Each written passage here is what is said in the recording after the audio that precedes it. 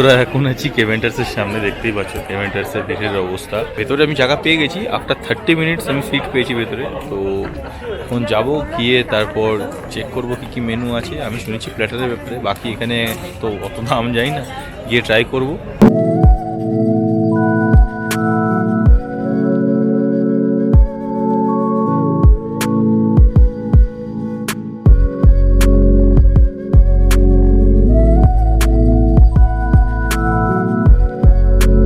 আমরা ব্রেকফাস্ট সেরে মোটামুটি গল্প আড্ডা সেরে সব কিছু কমপ্লিট করে চলে পড়েছি পিস প্যাগোডা আর জাপানিজ টেম্পলের দিকে। তো এই রাস্তাটাই দুটো দিকে যাচ্ছে, একটা হচ্ছে জাপানিজ পিস প্যাগোডার দিকে যাচ্ছে, এই যে দেখতে পাচ্ছ, আরেকটা যাবে হচ্ছে তোমার বাতাসিয়া লুপের দিকে। তো আমরা তো পিস প্যাগোডার দিকে যাচ্ছি। এখন বাজে 11:30। তো পিস প্যাগোডা আমার হোটেল থেকে, যেখান থেকে আমি লোকেশন চেক করছিলাম, সেখান থেকে মাত্র 2 না 3 কিলোমিটার ছিল। তো এই অলমোস্ট পৌঁছেও গেছি, আর 1 কিলোমিটার মতোই আছে।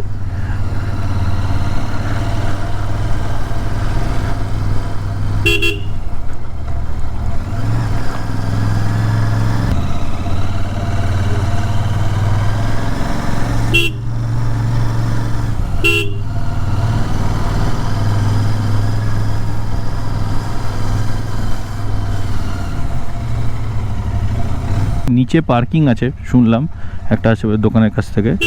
তো গাড়ি বোধহয় উপরে পার্ক করে, বা নিচে বোধহয় পয়সা লাগে পার্কিংয়ের জন্য। তো ওই জন্য গাড়ি পার্কিং অনেকে উপরেই করে তারপর নিচে গেছে। আমার অত হাঁটার ইচ্ছা নেই, রাইড করতে বেরিয়েছি, পার্কিং আমি নিচে গিয়েই করব।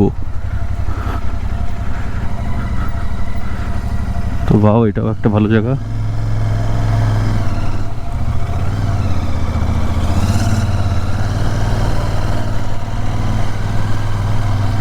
তো আমার যতদূর মনে হচ্ছে পার্কিং এটাই।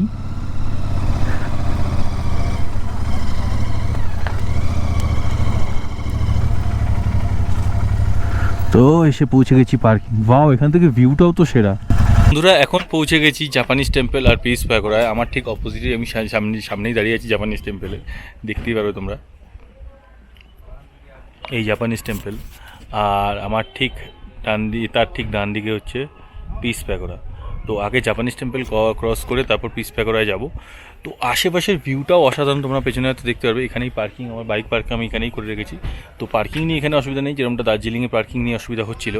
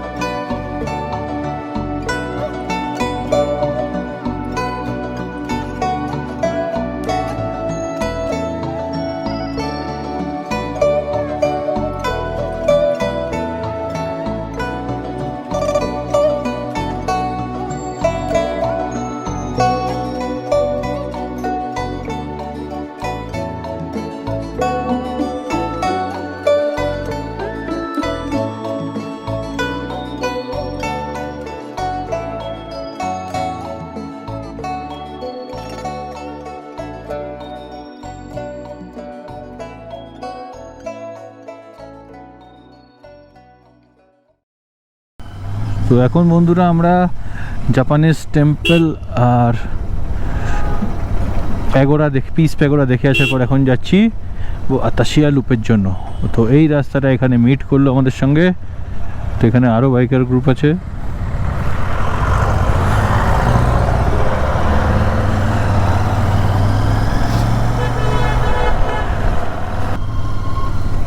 ট্রেন একটা আসছে, আওয়াজ শুনতে পাচ্ছি, একটু আস্তে আস্তেই যাই।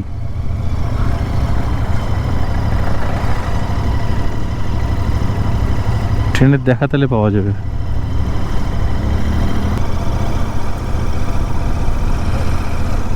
তো আমাদের বাঁদিকে হচ্ছে বাতাসিয়া লুপ, যেখানে ট্রেনটা পুরো একটা রোটেট মারে, যাতে আগেকার দিনে এরকম ট্রেনের রোটেশনের কোনো পলিসি ছিল না। এই দেখো এখানে ট্রেন।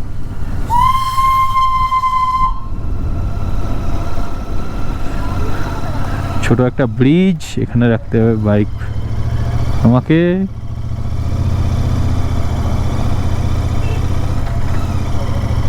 তো বন্ধুরা এখন আমরা আছি বাতাসিয়া লুপে, তার পাশে একটা ইন্ডিয়ান ফ্ল্যাগ।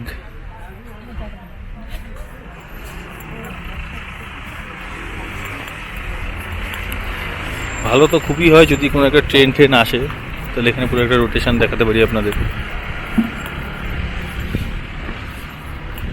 বেসিক্যালি ট্রেনটাকে অপোজিট সাইডে 180 ডিগ্রি ঘোরানোর, কোনো ডাইরেকশানে 180 ডিগ্রি চেঞ্জ করার কোনো টেকনিক ছিল না। তাই জন্য এই লুপ সিস্টেম করা হয়েছিল দার্জিলিংয়ের বুকে, যাতে একটা টোটাল রাউন্ড মেরে ট্রেনটা আবার যেই ডাইরেকশান থেকে আসছিল তার অপোজিট ডাইরেকশানে যেতে পারে। এখানে স্পেশালিটি তো ট্রেন, কিন্তু ভিউ অসাধারণ।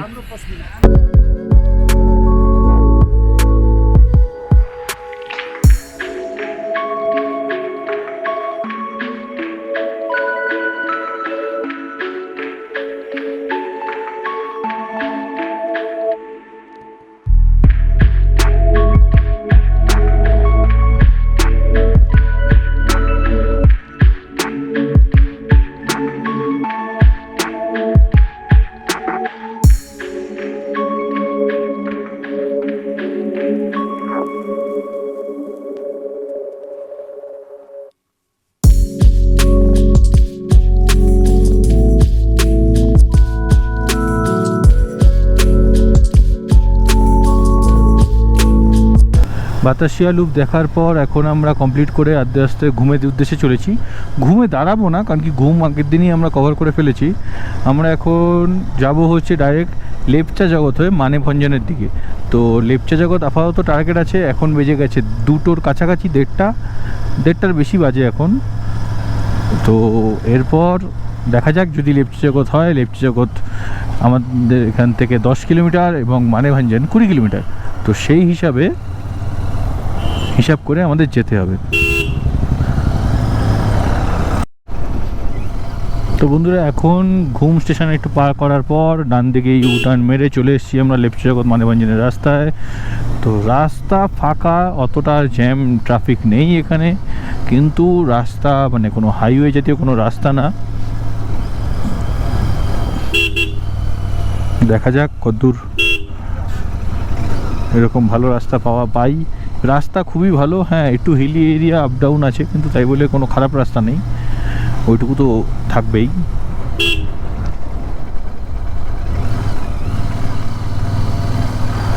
এই সুন্দর কার ভালো ছায়া ভরা রাস্তা, তার মাঝখানে আমি হর্ন দিতে যাচ্ছি।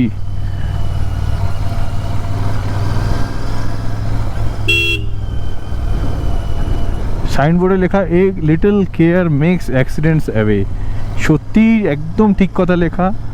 ভদ্রভাবে গাড়ি চালালে কোনোদিনও অ্যাক্সিডেন্ট হওয়ার চান্স খুব কম। বিজনবাড়ির রাস্তা ডান দিকে চলে গেল, কিন্তু আমরা বিজনবাড়ির রাস্তায় যাব না, আমরা যাব সোজা টুয়ার্ডস লেপচা জগৎ।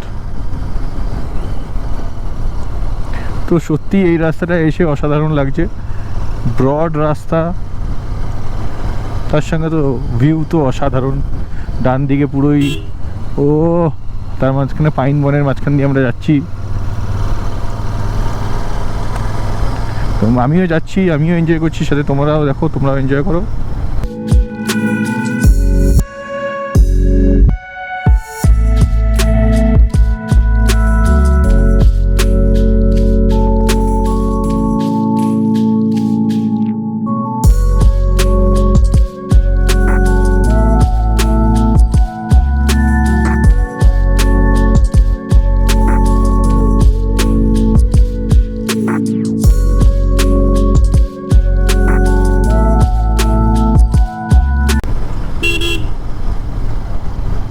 যদিও হর্ন দেওয়াটা তেমন উচিত নয় পাহাড়ে, কিন্তু ইচ অ্যান্ড এভরি টাইম কোনো ব্লাইন্ড ইউটার্ন বা কার্ভের আগে উচিত আমাদের হর্ন দেওয়া। কারণ কি অপোজিট সাইড থেকে কে আসছে, সে কীরকম ড্রাইভার তো আমরা জানি না, তো সেফলি চালানোই ভালো। আর স্পিডটা একটু কন্ট্রোলে, ওভার এক্সাইটেড বা ওভার স্পিডিং এখানে অন্তত না করাটাই প্রয়োজনীয়, শ্রেয় বলবো না, প্রয়োজনীয়। পাও পুশব্লিং টি স্টেট, এখানেও সিংকোনা প্ল্যান্টেশনের গাছ দেখতে পাচ্ছি আমি, সিংকোনা গাছ।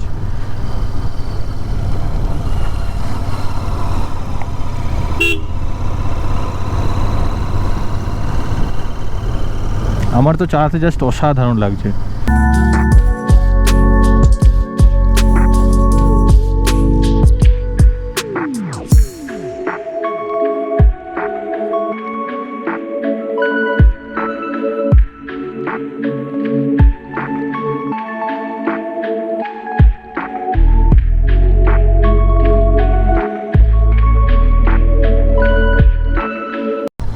ও সে ভিউটা দেখো, জাস্ট ডান দিক বাঁ দিক সব দিকে অসাধারণ ভিউ। জানি না গোপ্রোতে কতটা আসছে।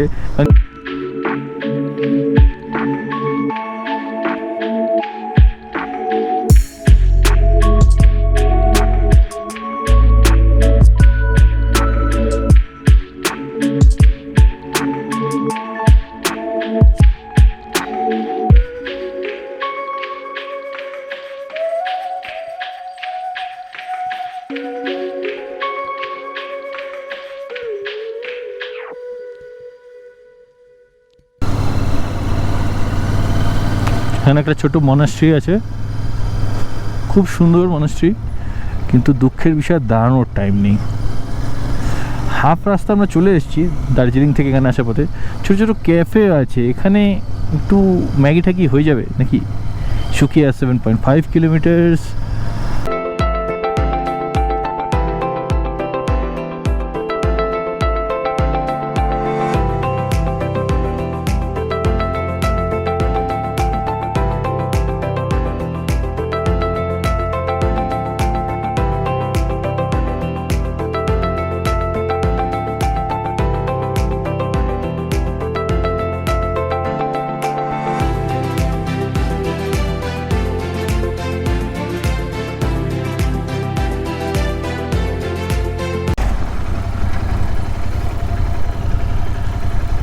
তো আমরা এসে গেছি লেপচা জগৎ। ছোট্ট একটি গ্রাম, কিন্তু অত্যন্ত এক সুন্দর গ্রাম। তোমরা দেখতেই পাচ্ছ, এখানে একটু দাঁড়াবো, একটু ফটো টটো তুলবো। লেপচা জগতে একটু টিফিন খেয়ে বা লাঞ্চ বলতে পারো, শর্ট লাঞ্চ, আজকে হেভি ব্রেকফাস্ট করেছিলাম তাই শর্ট লাঞ্চ করে এই সুন্দর পাইন বনের ধার দিয়ে আমরা চলছি এখন ভাঞ্জানের দিকে। ভাঞ্জান এখান থেকে 10 কিলোমিটার্স। এই আঁকাবাঁকা পথ ধরে যেতে হবে আমাদের, যেখানকার সিনিক বিউটি মানে জাস্ট অসাধারণ লাগছে। মানে এরম রাস্তায় বাইক চালালে ক্লান্তি তো লাগেই না, একে তো ওয়েদার ঠান্ডা, তার মধ্যে ক্লান্তি তো লাগবেই না। আর এত সুন্দর রাস্তা এখানে, মানে সত্যি আমি দার্জিলিং ওই সাইডে কোথাও এরকম রাস্তা পাইনি। শিটং তো ছেড়েই দিলাম, খুব আলাদা লেভেলে গেছে।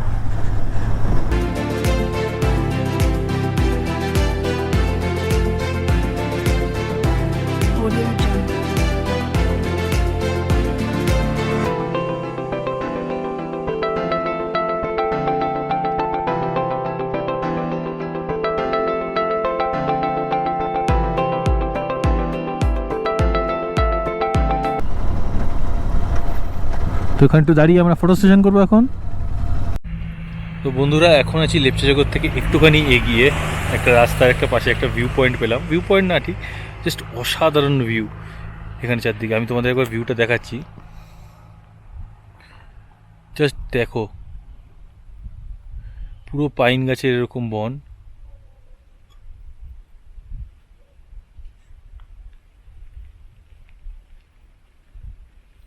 এবং তার মধ্যে শুধু আওয়াজ পাওয়া যাচ্ছে পাতা নড়ার, এবং কিছু গাড়ি পাস করছে। তার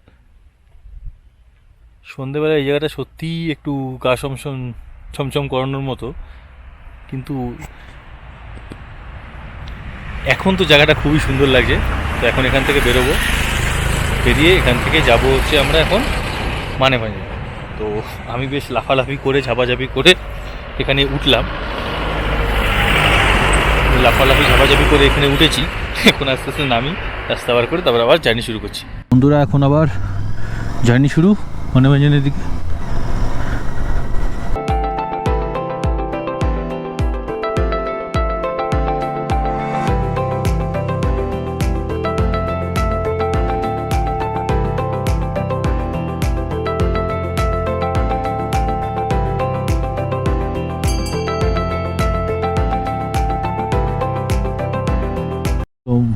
মানেভঞ্জন 7 কিলোমিটার, তো সুখিয়া থেকে মানেভঞ্জন 7 কিলোমিটার।